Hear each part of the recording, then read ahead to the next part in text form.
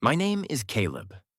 I'm 28 years old, and I live at the end of a dirt road that climbs 6,000 feet into the Colorado Rockies. Up here, silence isn't just an absence of noise. It's a physical weight. It presses against the windows of the Blackwood Lodge, the legacy my grandfather left me, and the burden that was slowly crushing me to death. 3 years ago, this place was a thriving sanctuary for hikers and skiers. Then the economy dipped. The winters got harsher, and the developers started circling like wolves. They didn't want the lodge. They wanted the land. They wanted to tear down the hand-hewn timbers my grandfather placed himself and put up glass condos for tourists who wouldn't know a pine tree from a spruce. It was late November, and the sky had turned the color of bruised iron. The forecast called for a historic blizzard, the kind that buries cars and cuts power lines for days. I was boarding up the windows of the main cabin, my breath pluming in the freezing air, when I saw it. A flash of red down on the switchback road. It wasn't a truck. It was a small, compact sedan, completely unsuited for these mountains, skidding sideways on the ice. I watched, hammer in hand, as the car fishtailed, clipped the guardrail, and slid nose first into a snowbank. The engine died. The lights flickered and went out. I didn't think. I just moved. I grabbed my heavy coat, jumped into my truck, and plowed down the driveway. The wind was screaming now, throwing snow sideways like buckshot. When I reached the car, the driver's side window was cracked open an inch. I wrenched the door open against the wind. "Hey, you all right?" The figure inside was slumped over the steering wheel. It was a woman. She was shivering so hard her teeth were audibly chattering. She looked up at me, and even in the dim gray light of the storm, I felt my chest tighten. She was stunning. Dark hair plastered to her forehead, pale skin, and eyes that were wide with terror. She wasn't dressed for the mountains. She was wearing a thin coat over a dress that looked like it belonged in a city cocktail bar, the fabric straining against curves that even the cold couldn't hide. "Help," she whispered, her voice barely a ghost in the wind. "Please." She tried to unbuckle her seatbelt, but her fingers were frozen stiff. I reached in, my rough, gloved hands fumbling with the latch until it clicked. I pulled her out. She collapsed against me, her body incredibly soft against my heavy canvas jacket. I scooped her up. She felt light, too light, and carried her to my truck. I drove us back up to the lodge in silence, the storm erasing the world behind us. Inside the main cabin, I set her down on the leather sofa in front of the massive stone fireplace. I got the fire roaring until the heat began to fill the room. I turned to check on her. She had shed the wet coat. She was sitting there, hugging her knees, shivering. The dress she wore was deep blue, soaked through, clinging to her figure in a way that made it hard to look away. It was cut low, revealing the pale skin of her chest rising and falling with panicked breaths. She looked like a creature from another world that had crash-landed in my living room. "I'm Caleb," I said softly, handing her a thick wool blanket. "You're safe here. The storm has closed the pass. No one is getting up or down this mountain for at least 3 days." She looked at me then, her eyes dark and haunted. She didn't look relieved. She looked terrified. "No one?" she asked, clutching the blanket to her chest. "Are you sure?" "I'm sure," I said. "Why? Is someone chasing you?"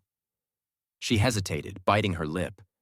Then she looked toward the window where the snow was burying the world in white.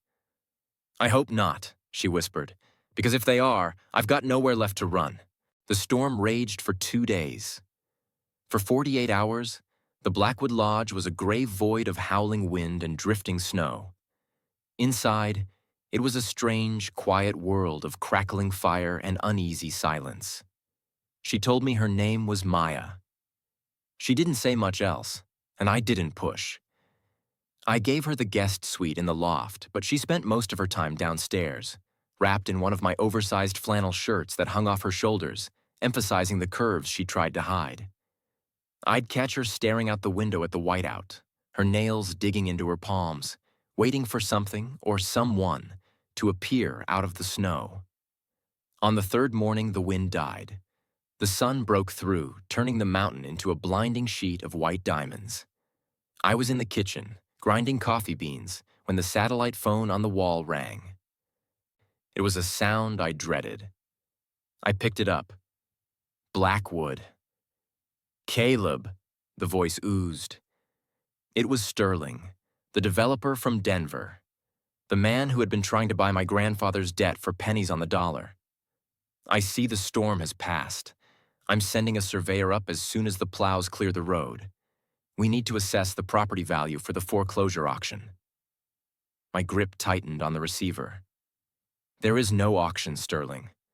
I have until the end of the month to refinance. Sterling laughed, a dry, rattling sound. Caleb, be reasonable. The bank views you as high risk. You're a bachelor running a massive resort alone in the middle of nowhere. You have no stability, no succession plan, no family. The risk assessment algorithm doesn't like loners. Sell to me now, and I'll let you keep the truck. Fight me, and you leave with nothing. He hung up. I stood there, the dial tone buzzing in my ear like an angry hornet. I slammed the phone into the cradle, bracing my hands against the counter, hanging my head. I was going to lose it. The lodge, the land, the only thing that mattered. Bad news? I turned. Maya was standing in the doorway.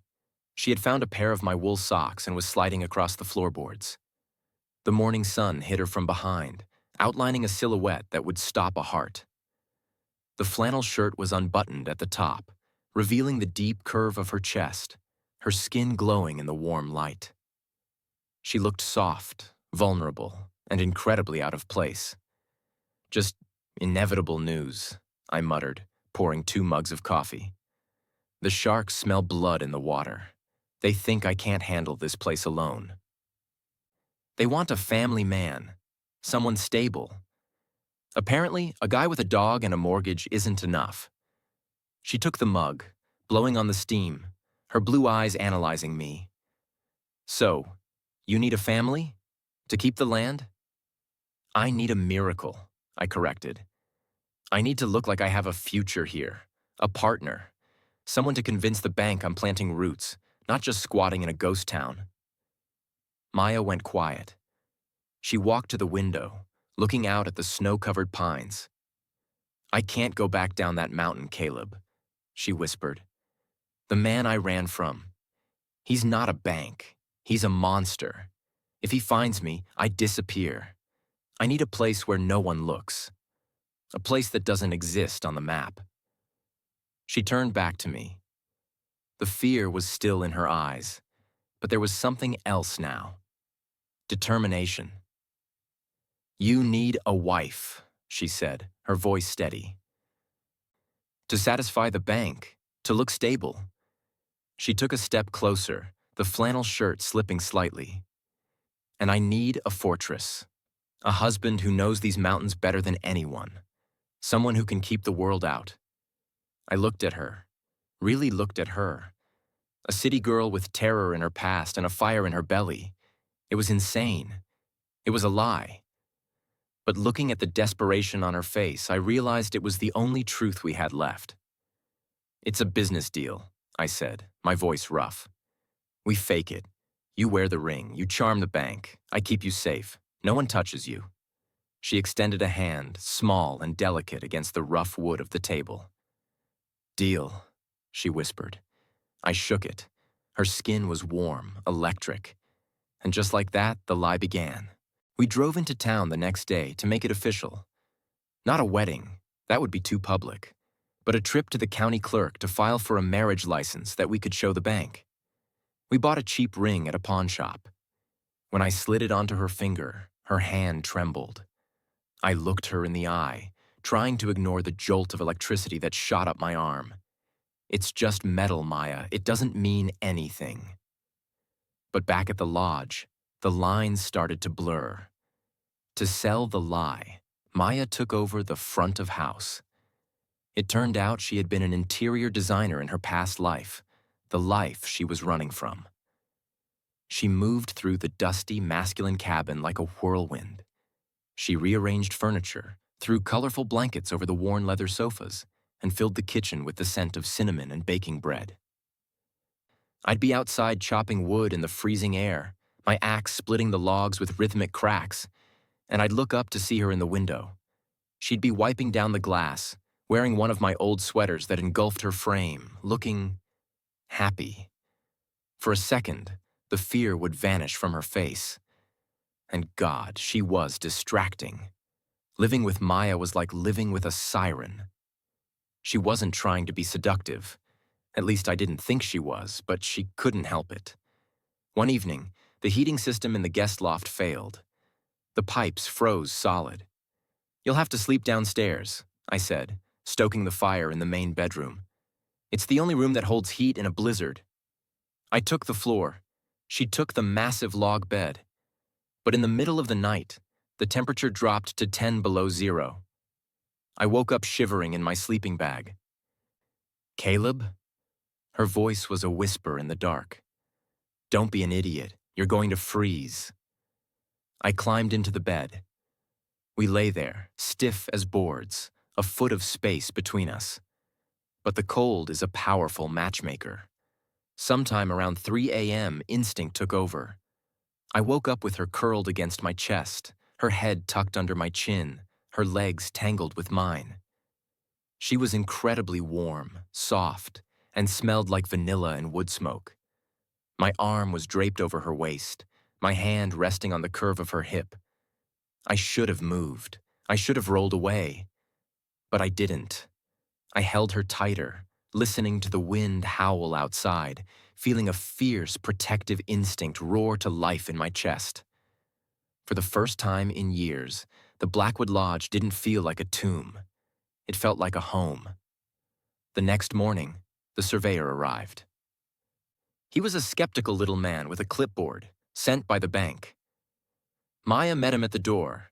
She was wearing a fitted sweater dress that hugged every curve, looking every inch the glowing, happy fiancé.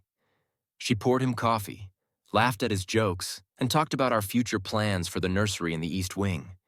The surveyor ate it up. He watched us, me standing behind her, my hand resting possessively on the small of her back, her leaning into my touch, and he nodded. "Well, Caleb," he said, closing his folder. "I have to say, the place has a different energy. Stable. The bank likes stable." He left, satisfied. As his taillights faded down the driveway, Maya sagged against the doorframe, letting out a long, shaky breath. "Did we do it?" she asked, looking up at me. "We did it," I said. But I didn't move my hand from her back. And she didn't pull away. The lie was working. The bank approved a 6-month extension on the loan, citing improved management stability. For a few weeks, we breathed easy. We fell into a routine. I fixed the roof. Maya managed the bookings for the spring season. We cooked dinner together, moving around the small kitchen like a dance we'd been practicing for years. But Sterling, the developer, wasn't done. He was a man who was used to getting what he wanted, and he didn't like losing to a mountain guide and a runaway. It started small. A slashed tire on my truck. A dead fox left on the porch steps. Then the rumors started. I went into town for supplies, and the cashier at the general store, a woman I'd known since kindergarten, wouldn't meet my eyes. "People are talking, Caleb," she whispered as she bagged my groceries. "They say your new fiancé isn't who she says she is. Sterling's been telling folks she's a con artist, says she's wanted in 3 states. I drove back up the mountain, my knuckles white on the steering wheel. I found Maya in the garden shed, sorting through old tools. She looked up, smiling, until she saw my face. "What happened?" she asked, her smile fading. "Sterling," I growled. "He's digging. He knows you're not from around here, Maya. He's trying to spook the town so they turn against us." Maya went pale. She dropped the trowel she was holding. "He'll find him," she whispered, her voice trembling. "If Sterling digs deep enough, he'll find my ex. He'll find the debt. He'll lead him right to the front door." She started pacing, her hands shaking. "I have to leave. I can't be here. I'm dragging you down, Caleb. You'll lose the lodge because of me." She ran past me, heading for the house to pack. "Maya, stop!" I shouted, grabbing her arm. "Let me go," she cried, struggling against my grip, tears streaming down her face. "You don't know what he's capable of. He'll burn this place to the ground just to get to me."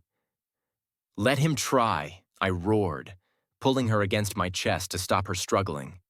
She froze, looking up at me with wide, terrified eyes. "Listen to me," I said, my voice low and dangerous. "You are not leaving. You are my wife. Maybe it started as a lie, but it's not a lie to me anymore. I don't care about the bank. I don't care about Sterling. I care about you." I cupped her face in my rough hands, wiping a tear from her cheek with my thumb. "This mountain is my territory. Sterling is a tourist. He thinks he can scare us? He has no idea what happens when you corner a wolf in his own den." Maya looked at me, searching my eyes for any sign of hesitation. She found none. She sagged against me, burying her face in my chest, sobbing. I wrapped my arms around her, staring out at the tree line, watching the shadows lengthen. "Pack a bag," I said softly into her hair. "Not to leave. We're going up to the high cabin. If Sterling wants a war, I'm going to make sure he has to climb a mountain to get it." We spent 3 days at the high cabin waiting. But silence isn't a strategy. We knew Sterling wasn't going to hike up the mountain. He was going to attack where we were weakest, in the town hall. He had called an emergency zoning meeting to declare the lodge structurally unsafe, a backdoor move to force a demolition order. We drove down the mountain in silence. I checked the gun in the glove box, just habit, but I knew bullets wouldn't win this. "Trust me," Maya said, smoothing her skirt. She was wearing a simple black dress she'd found in an old trunk in the attic, tailored to fit her with safety pins and sheer will. She didn't look like a victim anymore. She looked dangerous. "He thinks I'm a liability, Caleb. He forgot that before I ran, I used to audit companies like his for breakfast." The town hall was packed. Sterling stood at the podium, looking slick and confident in his Italian suit. He was spinning a tale about public safety and criminal elements harboring at the lodge. The townspeople were muttering, nodding. They looked scared. When we walked in, the room went quiet.